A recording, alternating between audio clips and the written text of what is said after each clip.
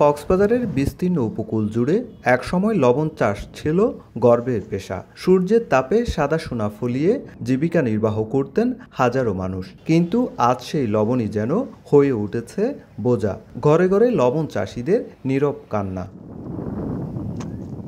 ৬৯,০০০ acre জমিতে ৪১,০০০-এর বেশি চাষি লবণ উৎপাদনে নিয়োজিত।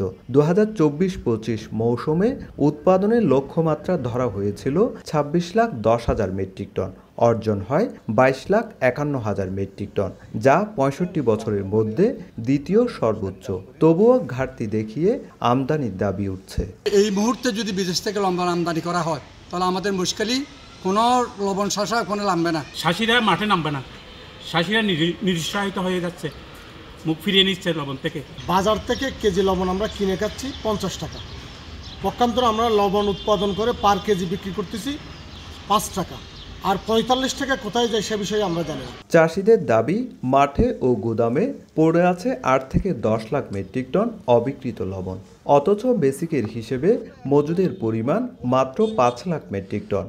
এই গড়মিলের প্রশ্ন উঠছে, চক্র বিশেষ কি পরিকল্পিতভাবে লবণ আমদানি করতে চাইছে? কিছু অসাধু লবণ আমদানিকারক ঢাকা শহরে আছে, তারা আর কক্সবাজারের গুটি কয়েক লোকের সমন্বয়ে বিসিকরে মিসগাইড করে সচিবালয় থেকে একটা উল্টাপাল্টা জরিপ করেই রিপোর্টটা দিয়ে জাস্ট পারমিশনটা নিয়েই তারা লবণটা আমদানি করতে চাচ্ছে।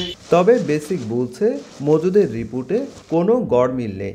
সরকার কাজ করছে চাষিদের স্বার্থ রক্ষায়।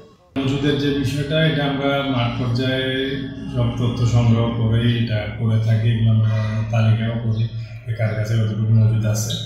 এটা আমাদের ইনফরমেশনটা যথেষ্ট অথেন্টিক।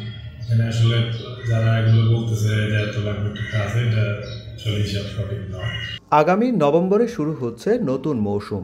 লক্ষ্যমাত্রা ২৬,১৮,০০০ মেট্রিক টন। কিন্তু পুরনো লবণের বাজারজাত না হলে নতুন লবণের ভবিষ্যৎ নিয়েও দুশ্চিন্তায় চাষিরা। সুজাউদ্দিন রুবেল, সময় সংবাদ, কক্সবাজার।